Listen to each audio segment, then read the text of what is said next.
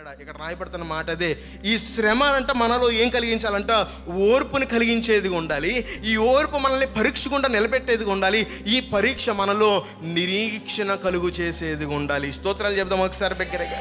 ఈ నిరీక్షణ మనకి కలుగు చేసి, అనగా విశ్వాసం అంటే, నేను సింపుల్గా మీకు అర్థం అవ్వాలి కాబట్టి చెప్తున్నాను. విశ్వాసం అంటే ప్రస్తుతం మన జీవితంలో జరగబోయే కార్యాలను నమ్మడం.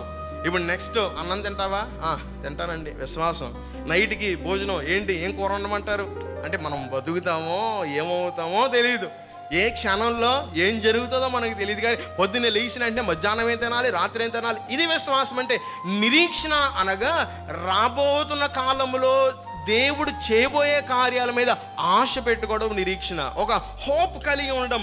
అది మనుషులకి అసాధ్యంగా కనిపిస్తూ ఉంటుంది, మనుషులకి సాధ్యమైందిగా మనకు అనిపించదు. ఇప్పుడు ఉదాహరణకి అబ్రహాము సారమ్మ గారి విషయంలో చూస్తే, ఎవరైనా ఒక 30 సంవత్సరాలు లేదా 25 సంవత్సరాలు యవన ప్రాయంలో వివాహం చేసుకున్న వారి దగ్గరికి వెళ్ళి, ఏమండి మీకు ఖచ్చితంగా పిల్లలు పడతారండి, ఇది విశ్వాసము. అయితే 90 ఏళ్ళ దగ్గరికి వెళ్ళి నీకు పిల్లలు కలుగుతారు అన్నప్పుడు నమ్మడం అనేది నిరీక్షణ లాంటిది. ఇంకా అర్థమయ్యేలా చెప్పనా మీకు? ఇంకా అర్థమయ్యేలా చెప్పనా? ఇప్పుడు ఎంసెట్ రిజల్ట్లు వస్తాయి కదా, వచ్చినాయి కదా. ఎంసెట్ రిజల్ట్స్ వచ్చినప్పుడు, నీట్ రిజల్ట్ వచ్చినప్పుడు ఫస్ట్ ర్యాంకర్ వస్తాడు, మొత్తం ఇండియా వైడ్ ఫస్ట్ ర్యాంకర్ వస్తాడు. ఆడి దగ్గరికి నాలాంటి వెళ్ళి, బ్రదర్ కంగారు పడకు, నీకు ఏ కాలేజీలో సీట్ వస్తుంది, నువ్వు ధైర్యంగా ఉండానంటే ఆడు ఏమంటాడు, వరకు నువ్వు చెప్పవసరం లేదు నాకు. అదే వస్తాడు, ఇంకొకటి వస్తాడు, ఆడి ర్యాంక్ చదవడానికి 5 నిమిషాలు పడుతుంది, మనకి లక్షల్లో వస్తుంది ఆడి సీటు. లక్షల్లో వచ్చినాడు, ఆడి నెంబర్లు చదవడానికి, ఒరే ఇది ఎంతో నెంబర్ రానంటే 1,39,040 వరుసగా చదువుకుంటే వెళ్ళారు, 5 నిమిషాలు పడుతుంది. ఆడి దగ్గరికి వెళ్ళి, బ్రదర్ కంగారు పడకండి, మీరు ఖచ్చితంగా మనకు సీట్ వస్తుంది అని చెప్పడం నిరీక్షణ లాంటిది. అర్థమైందా మీకు? విశ్వాసానికి నిరీక్షణకి చాలా వ్యత్యాసం ఉంటుంది. విశ్వాసము మనకి కనిపించినది, కాకపోతే ఖచ్చితంగా మనం చేస్తామని నమ్మేది. నిరీక్షణ అనేది అసాధ్యమైన దానిని దేవుని మీద ఆధారపడి నమ్మి ఆయన వైపు చూడడము నిరీక్షణ లాంటిది. స్తోత్రాలు చెప్దాం ఒకసారి దగ్గరగా. నేను అంటాను, ఈ వాక్యము మనల్ని ఎటువైపు నడిపిస్తుంది అని అంటే, కేవలము విశ్వాసము వైపు మాత్రమే కాకుండా, ఈ వాక్యము ద్వారా మనము బలపరచబడి శక్తి పొందుకొని ఆదరణ పొందుకొని ఓపిక కలిగి ఉండి పరీక్షలు నిలబడంట యేసుక్రీస్తు యందలి నిరీక్షణ వైపు ఈ వాక్యము మనల్ని నడిపించేదిగా ఉంటుంది. స్తోత్రాలు చెప్దాం ఒకసారి. అందుకే నేను అంటాను, వాక్యము ప్రాముఖ్యమైంది.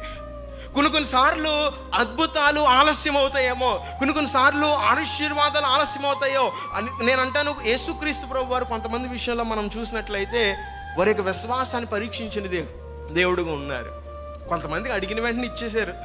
తీసుకో, ఏంటి అనారోగ్యంతో ఉందా? పేతురు గారు అన్నారు, మా అత్తగారికి బాగాలేదండి ఏసయ్య అన్నాడు. బాగాలేదా, పదాలతో అని వెళ్ళి యేసు నామములో చెప్తున్నానని గద్దించారంట. ఏంటి, జ్వరాన్ని గద్దించారంటే వెంటనే జ్వరం పోయింది. ఇలా కొన్ని సంఘటనలు మనం చూస్తున్నాం. కొన్ని సంఘటనల్లో యేసుక్రీస్తు ప్రభు వారు వారిని నిరీక్షణతో ఆయన మీద ఆధారపడినట్లు మనం చూస్తూ ఉంటాం.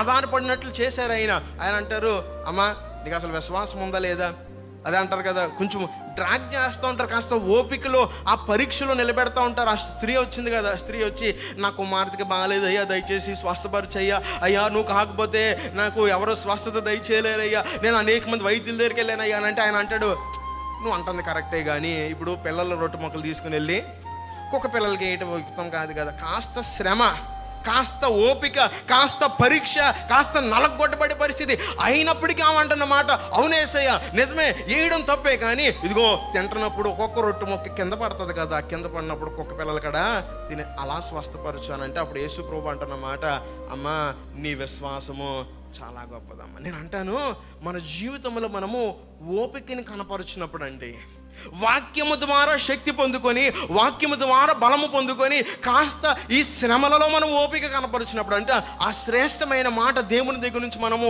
సంపాదించుకునే వారంగా ఉంటామమ్మా. అయ్యా నీ విశ్వాసం చాలా గొప్పది, నీ విశ్వాసం చొప్పున ఈ అద్భుత కార్యాన్ని నేను జరిగిస్తున్నాను. ఈరోజు చాలామంది పరిస్థితి ఎలా ఉంది అని అంటే, ఆ సేనాధిపతి వచ్చాడు కదా, వచ్చి మా దాసుడు బలహీనంగా ఉన్నాడయ్యా స్వస్థపరిచయ్యా అని అంటాడు.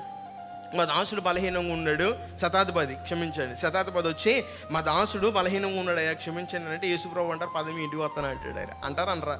కొంతమంది దగ్గరికేమో రానంటాడు, ఆయన నువ్వు వెళ్తా ఉండే నీకు స్వస్థత వచ్చేస్తుంది అంటాడు. ఇక్కడ మాత్రం ఈ శతాధిపతితో 10 ఇంటికి వస్తానంటాడు. అంటాడు, నువ్వు రావడానికి వీల్లేదు, నువ్వు ఇంటికి వచ్చావంటే ఇంట్లో తీసేయాల్సినవి చాలా ఉంటాయి అంటాడు. ఈరోజు చాలా మంది ఇటు విధంగా ఉన్నాం. వాక్యం వద్దు మనకి, ఇదిగో దేవుని యొక్క మాట వద్దు మనకి, దేవుని యొక్క సన్నిధి మనకు వద్దు, మనకి కావాల్సింది ఏంటంటే దేవుడు నిన్ను దీవించును గాక, దేవుడు నిన్ను ఆశీర్వదించును గాక. దేవుడు శీఘ్రమే నీకు స్వస్థత కార్యములు జరిగించును గాక. కమన్ హల్లెలూయా. నీకు గవర్నమెంట్ ఉద్యోగం వచ్చేను గాక. నీ వ్యాపారము పదంతలుగా వెళ్ళిపోవునుగా. ఇది చాలు మనకి. ఆ శతాధిపతి అంటాడంట, ఆరు బాబు నువ్వు రాకయ్యా, నువ్వు వచ్చావంటే ఇంట్లో తీసేయాల్సినవి చాలా ఉన్నాయి.